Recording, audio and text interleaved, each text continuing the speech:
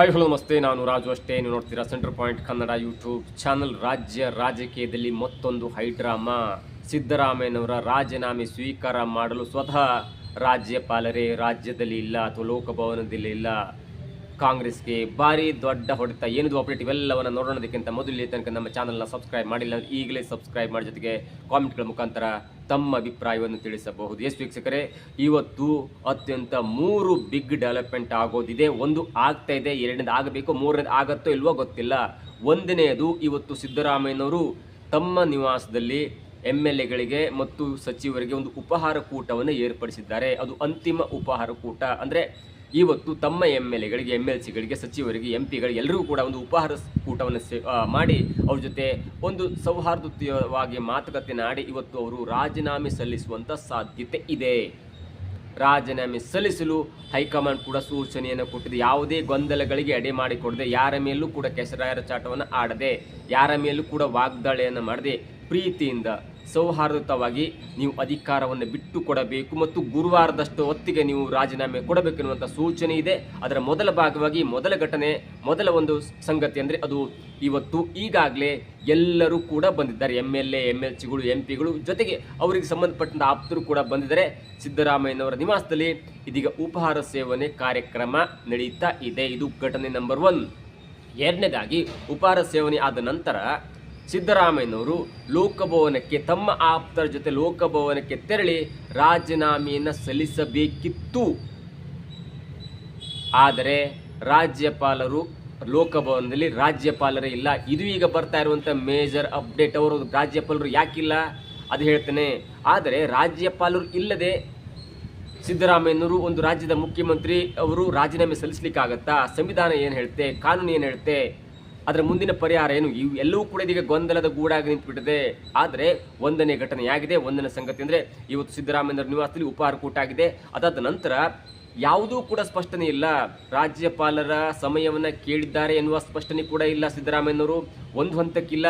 ಮಧ್ಯಾಹ್ನ ಹೋಗ್ತಾರೆ ಅಥವಾ 1 ಗಂಟೆ ಹೋಗ್ತಾರೆ ಅಥವಾ 12 ಗಂಟೆ ಹೋಗ್ತಾರೆ. ಉಪಹಾರ ಸೇವನೆ ಆದ ನಂತರ ಎಷ್ಟೊತ್ತಿಗೆ ಹೋಗ್ತಾರೆ ಅನ್ನೋ ಗೊತ್ತಿಲ್ಲ. ಆದರೆ CM ಕಚೇರಿಯ ಮೂಲಕ ಹೇಳುವ ಪ್ರಕಾರ ಸಿದ್ದರಾಮಯ್ಯನವರು ರಿಸೈನ್ ಮಾಡ್ತಾರೆ ಅನ್ನುವಂಥ ಮಾಹಿತಿ ಬಿಟ್ಟು ಎಷ್ಟೊತ್ತಿಗೆ ಹೋಗ್ತಾರೆ, ರಾಜ್ಯಪಾಲರ ಸಮಯವನ್ನು ಕೇಳಿದ್ದಾರಾ ಅಥವಾ ಎಷ್ಟೊತ್ತಿಗೆ ರಾಜ್ಯಪಾಲರ ಸಮಯವನ್ನು ಕೊಟ್ಟಿದ್ದಾರೆ, ಯಾವುದು ಕೂಡ ಸ್ಪಷ್ಟನೆ ಇಲ್ಲ.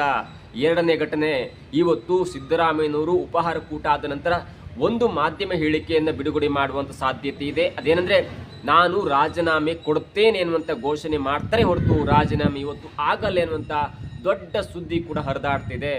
ಒಂದು ವೇಳೆ ಇವತ್ತು ಸಿದ್ದರಾಮಯ್ಯನವರು ರಾಜೀನಾಮೆಯನ್ನು ಘೋಷಣೆ ಮಾಡಿದರೆ ಅದು ಅಷ್ಟಕ್ಕೆ ಒಂದು ಹಂತಕ್ಕೆ ಮುಕ್ತಾಯ ಆಗುತ್ತೆ. ಆದರೆ ರಾಜೀನಾಮೆ ಕೊಡ್ತಾರಾ ಇಲ್ವಾ, ಅದು ಈಗ ಆಗ್ತಿರುವಂಥ ದೊಡ್ಡ ಬೆಳವಣಿಗೆ. ಒಂದು ವೇಳೆ ಸಿದ್ದರಾಮಯ್ಯನವರು ಇವತ್ತು ರಾಜೀನಾಮೆ ಘೋಷಣೆ ಮಾಡಿ ರಾಜೀನಾಮೆ ಕೊಡಲಿಲ್ಲ ಅಂದರೆ ಅದು ಮತ್ತೊಂದು ಹಂತಕ್ಕೆ ಸಿದ್ದರಾಮಯ್ಯನವರ ಪರವಾಗಿ ಇಡೀ ರಾಜ್ಯದಲ್ಲಿ ಅವರ ಶಕ್ತಿ ಕೇಂದ್ರಗಳು ಬೆಂಬಲ ಸೂಚಿಸುವಂಥ, ಅದು ಅಹಿಂದ ಆಗಿರ್ಬೋದು, ದಲಿತ ಆಗಿರ್ಬೋದು, ಅಥವಾ ಬೇರೆ ಬೇರೆ ಕೆಳವರ್ಗದ ದೊಡ್ಡ ಸಂಘಟನೆಗಳು, ಇನ್ಕ್ಲೂಡಿಂಗ್ ಕನ್ನಡ ಸಂಘಟನೆಯಾಗಿರ್ಬೋದು, ಬೇರೆ ಬೇರೆ ಸಂಘಟನೆಗಳು ಸಿದ್ದರಾಮಯ್ಯನ ಪರ ಬ್ಯಾಟ್ ಬೀಸುವಂಥ ಮತ್ತು ಈಗಾಗಲೇ ರಾಜ್ಯದ ಜನ ಗುಗ್ಗಿಲೆದಿದ್ದಾರೆ. ಸಿದ್ದರಾಮಯ್ಯನವರ ಜನಪರ ಆಡಳಿತದಿಂದ ಖುಷಿಯಾದಂಥವ್ರು, ಬೇಕಾದಂಥವ್ರು ಇದೀಗ ರಾಜ್ಯಾದ್ಯಂತ ಪ್ರೊಟೆಸ್ಟ್ ಮಾಡುವಂಥ ಎಲ್ಲ ಸನ್ನಿವೇಶ ಎದುರಾಗ್ತದೆ. ಹೀಗಾಗಿ ಒಂದು ಹಂತಕ್ಕೆ ಸಿದ್ದರಾಮಯ್ಯನವರು ಇವತ್ತು ರಾಜೀನಾಮೆ ಘೋಷಣೆ ಮಾಡುವಂಥ ಸಾಧ್ಯತೆ ಇದೆ ಹೊರತು ರಾಜೀನಾಮೆ ಕೊಡ್ತಾರಾ ಇಲ್ವಾ ಅದು ಗೊತ್ತಿಲ್ಲ. ಮೂರನೇ ಹಂತ, ಇವತ್ತು ರಾಜ್ಯಭವನದಲ್ಲಿ ಅಥವಾ ಲೋಕಭವನದಲ್ಲಿ ರಾಜ್ಯಪಾಲರಿಲ್ಲ. ನಿನ್ನೆ ರಾತ್ರಿ 10ವರೆಗೆ ಅವರು ಏರ್ಪೋರ್ಟನ್ನು ತಲುಪಿದ್ದಾರೆ. ನಿನ್ನೆ ರಾತ್ರಿ 11ವರೆಗೆ ಅವ್ರಿಗೆ ಫ್ಲೈಟ್ ಇತ್ತು. ಅವರು ನಮ್ಮ ರಾಜ್ಯವನ್ನು ಬಿಟ್ಟು ಅವರ ತವರು ರಾಜ್ಯವಾದಂಥ ಇಂದೂರಿಗೆ ಹೋಗಿದ್ದಾರೆ. ಅಂದರೆ ಇಂದೂರಲ್ಲಿ ಅವರ ಮನೆ ಇದೆ. ಒಂದು ವೈಯಕ್ತಿಕ ಕಾರಣಕ್ಕಾಗಿ, ಕುಟುಂಬದಲ್ಲಿ ಯಾರಿಗೂ ಹುಷಾರಿಲ್ಲ ಅಂತೆ, ಹಾಗಾಗಿ ಮೆಡಿಕಲ್ ಎಮರ್ಜೆನ್ಸಿ ಸಲುವಾಗಿ ನಿನ್ನೆ ತಡರಾತ್ರಿ ತಾವರ್ ಚಂದ್ ಗೆಹ್ಲೋಟ್ ಅವರು ರಾಜ್ಯವನ್ನು ಬಿಟ್ಟು ತವರು ರಾಜ್ಯಕ್ಕೆ ಹೋಗಿದ್ದಾರೆ. ನಿನ್ನೆ 10ವರೆಗೆ ಅವರು ಏರ್ಪೋರ್ಟ್ನಲ್ಲಿದ್ದರು. 11ವರೆಗೆ ಟಿಕೆಟ್ ಬುಕ್ ಆಗಿತ್ತು.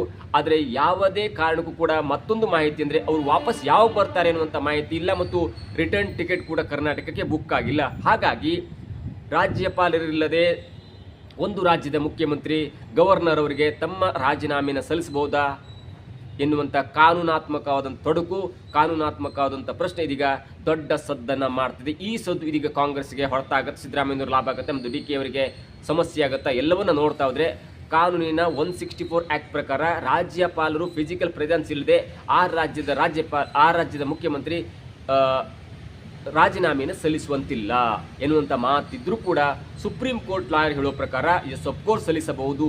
ಅದು ಹೇಗಂದರೆ ರಾಜೀನಾಮೆಯನ್ನು ಸಲ್ಲಿಸಬಹುದು ಇಮೇಲ್ ಮುಖಾಂತರ ಅಥವಾ ಫ್ಯಾಕ್ಸ್ ಮುಖಾಂತರ. ಒಂದು ವೇಳೆ ರಾಜ್ಯಪಾಲರು ಇಲ್ಲದೆ ಹೋದರೂ ಕೂಡ, ಔಟ್ ಆಫ್ ಸ್ಟೇಷನ್ ಇದ್ದರೂ ಕೂಡ ಅಥವಾ ಅಬ್ರೋಡ್ ಇದ್ದರೂ ಕೂಡ ರಾಜ್ಯಪಾಲರ ಮುಂದೆ ಫ್ಯಾಕ್ಸ್ಗಳ ಮುಂದೆ ಅಥವಾ ಇಮೇಲ್ ಮುಖಾಂತರ ರಾಜ್ಯದ ಮುಖ್ಯಮಂತ್ರಿ ರಾಜೀನಾಮೆಯನ್ನು ಸಲ್ಲಿಸಬಹುದು. ಯಾಕಂತ ಹೇಳೋದಾದರೆ ಒಂದು ರಾಜ್ಯದ ರಾಜ್ಯಪಾಲರು ಅವರು ಸಂವಿಧಾನಾತ್ಮಕ ಹೆಡ್ ಆಗಿರ್ತಾರೆ ಅಥವಾ ಕಾನ್ಸ್ಟಿಟ್ಯೂಷನ್ ಹೆಡ್ ಆಗಿರ್ತಾರೆ ಅಥವಾ ಒಂದು ರಾಜ್ಯದ ಅಥಾರಿಟಿ ಆಗಿರ್ತಾರೆ. ಅವರು ನಂಬರ್ 1 ಆಗಿರ್ತಾರೆ. ಅವರು ಎಲ್ಲ ತೆಗೆದುಕೊಳ್ಳೋ ನಿರ್ಧಾರ ಕೂಡ ಆ ರಾಜ್ಯದ ಒಂದು ಆಗುಹೋಗುಗಳಿಗೆ ಬದ್ಧತೆ ಆಗಿರುತ್ತೆ. ಹೀಗಾಗಿ ಯಾವುದೋ ಒಂದು ಕಾರಣಕ್ಕಾಗಿ ಅವರು ರಾಜ್ಯವನ್ನು ತೊರೆದು ಬೇರೆ ರಾಜ್ಯಕ್ಕೆ ಹೋದರೂ ಕೂಡ ಅಥವಾ ವಿದೇಶಕ್ಕೆ ಹೋದರೂ ಕೂಡ ಅವರು ಹೋಗುವಾಗ ಅವರ ರಾಜ್ಯಪಾಲರ ಆಫೀಸ್ಗಳು ಹೋಗಿರುತ್ತೆ. ಅಂದರೆ the office of the governor will travel with the governor ಅಂತಂದರೆ ಯಾವುದೇ ಕಾರಣಕ್ಕೂ ಕೂಡ ರಾಜ್ಯಪಾಲರು ರಾಜ್ಯವನ್ನು ತೊರೆದು ಬೇರೆ ರಾಜ್ಯಕ್ಕೆ ಹೋಗೋದಾಗಲಿ, ರಾಜ್ಯವನ್ನು ತೊರೆದು ವಿದೇಶಕ್ಕೆ ಹೋದರೂ ಕೂಡ ಆ ಗವರ್ನರ್ ಆಫೀಸ್ ಅವ್ರ ಜೊತೆ ಟ್ರಾವೆಲ್ ಆಗುತ್ತೆ. ಹೀಗಾಗಿ ಅಲ್ಲಿಂದಲೇ ಕೂಡ ಎಲ್ಲವನ್ನೂ ಮಾಡುವಂಥ ಸಾಧ್ಯತೆ ಮತ್ತು ಅವಕಾಶ ರಾಜ್ಯಪಾಲರಿಗಿರುತ್ತೆ. ಹೀಗಾಗಿ ಇವತ್ತು ಸಿದ್ದರಾಮಯ್ಯನವರು ಉಪಹಾರ ಕೂಟವನ್ನು ಮುಗಿಸ್ಕೊಂಡು ರಾಜ್ಯಪಾಲರು ಇಲ್ಲದಿದ್ದರೂ ಕೂಡ ಅವರು ಇಮೇಲ್ ಮುಖಾಂತರ ಅಥವಾ ಫ್ಯಾಕ್ಸ್ ಮುಖಾಂತರ ಗವರ್ನರ್ ಅವರಿಗೆ ಒಂದು ಹಂತಕ್ಕೆ ರಾಜೀನಾಮೆ ಸಲ್ಲಿಸಬಹುದು. ರಾಜ್ಯಪಾಲರಿಗಿರುವಂಥ ಒಂದೇ ಒಂದು ಆತಂಕ ಅಂದರೆ ಇದು ಪ್ರಾಮಾಣಿಕವಾಗಿ ರಾಜೀನಾಮೆಯನ್ನು ಸಲ್ಲಿಸ್ತಾ ಇದ್ದಾರೆ ಅಥವಾ ಯಾರಾದರೂ ಒತ್ತಡಕ್ಕೆ ರಾಜೀನಾಮೆಯನ್ನು ಸಲ್ಲಿಸ್ತಾ ಇದ್ದಾರಾ ಅದನ್ನು ಕನ್ಫರ್ಮ್ ಮಾಡ್ಕೊಳ್ಳೋದು ಅಷ್ಟೇ ಕೂಡ ರಾಜ್ಯಪಾಲರ ಒಂದು ಗಮನ, ರಾಜ್ಯಪಾಲರ ಕರ್ತವ್ಯ.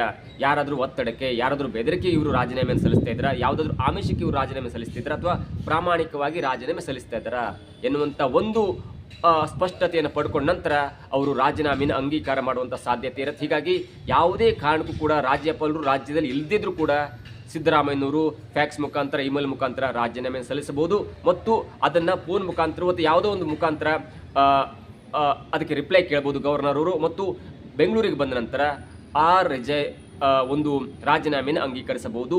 ಇವತ್ತು ಅವರು ಯಾವುದೇ ಕಾರಣಕ್ಕೂ ವಾಪಸ್ ಬರುವಂಥ ಫ್ಲೈಟ್ ಕೂಡ ಟಿಕೆಟ್ ಬುಕ್ ಆಗಿಲ್ಲ. ನೋಡಬೇಕು ಇವತ್ತು ಬರ್ತಾರೋ ಅಥವಾ ನಾಳೆ ಬರ್ತಾರೋ. ಆದರೆ ಒಂದು ಹಂತಕ್ಕೆ ಸಿದ್ದರಾಮಯ್ಯನವರು ರಾಜೀನಾಮೆ ಸಲ್ಲಿಸ್ತಾರೆ. ಅದು ಲೋಕಭವನಕ್ಕೆ ಹೋಗ್ತಾರೋ ಅಥವಾ ಇಮೇಲ್ ಮತ್ತು ಫ್ಯಾಕ್ಸ್ ಮುಖಾಂತರ ರಾಜೀನಾಮೆ ಸಲ್ಲಿಸ್ತಾರೆ ಅದು ಗೊತ್ತಿಲ್ಲ. ಆದರೆ ನಾಳೆ ಬಂದ ನಂತರ, ಇವತ್ತು ಸಂಜೆ ಬಂದ ನಂತರ ಸಿದ್ದರಾಮಯ್ಯನವರನ್ನ ಮುಖಾಮುಖಿಯಾಗಿ ಭೇಟಿಯಾಗಿ ಸ್ಪಷ್ಟನೆಯನ್ನು ಕೇಳಬಹುದು. ಅದಾದ ನಂತರ ಅಂಗೀಕಾರ ಕೂಡ ಮಾಡಬಹುದು. ಆದರೆ ಈ ಒಂದು ಹಂತಕ್ಕೆ ರಾಜೀನಾಮೆ ಸಲ್ಲಿಸಿದ ನಂತರ ಮತ್ತೊಂದು ರಿಪ್ಲೈ ಕೂಡ ಬರುವಂಥ ಸಾಧ್ಯತೆ ಗವರ್ನರ್ ಆಫೀಸಿಂದ, ಅದು ಬೇರೆ ಕಡೆಗಿದ್ರೂ ಕೂಡ ರಿಪ್ಲೈ ಬರಬಹುದು. ನೀವು ಕೇರ್ ಟೇಕರ್ CM ಆಗಿ ಮುಂದುವರಿರಿ, ಮತ್ತೊಂದು ಗೌರ್ಮೆಂಟ್ ಫಾರ್ಮ್ ಆಗೋ ತನಕ ನೀವು ಕೇರ್ ಟೇಕರ್ CM ಆಗಿ ಮುಂದುವರಿರಿ ಅನ್ನುವಂಥ ಒಂದು ವಾಪಸ್ ರಿಪ್ಲೈ ಬರಬಹುದು. ಆದರೆ ಇವೆಲ್ಲವೂ ಕೂಡ ಇದೀಗ ಏನಾಗುತ್ತೆ, ಏನು ಹೋಗುತ್ತೆ ಎಲ್ಲವೂ ಕೂಡ ಒಂದು ಹಂತಕ್ಕೆ ಗೊಂದಲ ಇದೆ. ಇವತ್ತು ಒಂದು ಸ್ಪಷ್ಟ ಸಂಗತಿ ಅಂದರೆ, ಮೊದಲ ಸಂಗತಿ ಅಂದರೆ ಇವತ್ತು ಸಿದ್ದರಾಮಯ್ಯನವರ ನಿವಾಸದಲ್ಲಿ ಉಪಹಾರ ಕೂಟ ಆಗ್ತಾಯಿದೆ. ಆ ಉಪಹಾರ ಕೂಟಕ್ಕೆ ಸ್ವತಃ DK ಶಿವಕುಮಾರ್ ಅವರು ಕೂಡ ಬರ್ತಾರೆ. ಜೊತೆಗೆ ಅವ್ರ ಜೊತೆ ಆತ್ಮೀಯವಾಗಿ ನಡ್ಕೊಳ್ತಾರೆ. DK ಶಿವಕುಮಾರ್ ಅವರಿಗಿರುವಂಥ ಒಂದೇ ಆತಂಕ ಅಂದರೆ ಈಗಿರೋ ಸದ್ಯದ ತಾನು CM ಆಗ್ತೇನೆ ಎನ್ನುವಂಥ ಖುಷಿಗಿಂತ ಸಿದ್ದರಾಮಯ್ಯನವರ ಪರವಾಗಿ ಬ್ಯಾಟ್ ಬಯಸ್ತಿರುವಂಥ ಅನೇಕ ಸಂಘಗಳನ್ನು, ಅನೇಕ ಒಂದು ಬೆಂಬಲಿಗರನ್ನು ಹೇಗೆ ನಾವು ಶಾಂತ ಮಾಡಬೇಕು ಎನ್ನುವಂಥ ಒಂದು ಗೊಂದಲ, ಒಂದು ಚಿಂತೆ ಇದೀಗ DK ಶಿವಕುಮಾರ್ ಅವರ ಮುಖದಲ್ಲಿ ಎದ್ದು ಕಾಣ್ತಿದೆ. ಅವರಿಗೆ CM ಆಗ್ತೇನೆ ಎನ್ನುವಂಥ ಖುಷಿಗಿಂತ ಸಿದ್ದರಾಮಯ್ಯನವರ ಒಂದು ಬೆಂಬಲಿಗರ ಆಕ್ರೋಶವನ್ನು ಹೇಗೆ ತಣ್ಣಗೆ ಮಾಡಬೇಕು ಎನ್ನುವಂಥ ಒಂದು ಬೇಸರ, ಒಂದು ಆತಂಕ ಇದೀಗ DK ಶಿವಕುಮಾರ್ ಅವರ ಮುಖದಲ್ಲಿ ಎದ್ದು ಕಾಣ್ತಿದೆ. ನೋಡ್ಬೇಕು ಇವತ್ತು ಯಾವೆಲ್ಲ ಪೊಲಿಟಿಕಲ್ ಹೈಡ್ರಾಮಾ ಆಗುತ್ತೆ, ಯಾವೆಲ್ಲ ಒಂದು ಆತಂಕ ಎದುರಾಗುತ್ತೆ, ಸಿದ್ದರಾಮಯ್ಯನವರ ಮುಂದಿನ ನಡೆ ಏನು ಎಲ್ಲೂ ಕೂಡ ಕಾದು ನೋಡಬೇಕಾಗಿದೆ. ಇದಾಗಿತ್ತು ಇವತ್ತಿನ ವಿಶೇಷ. ನೋಡ್ತಾ ಇರಿ centre point Kannada YouTube channel.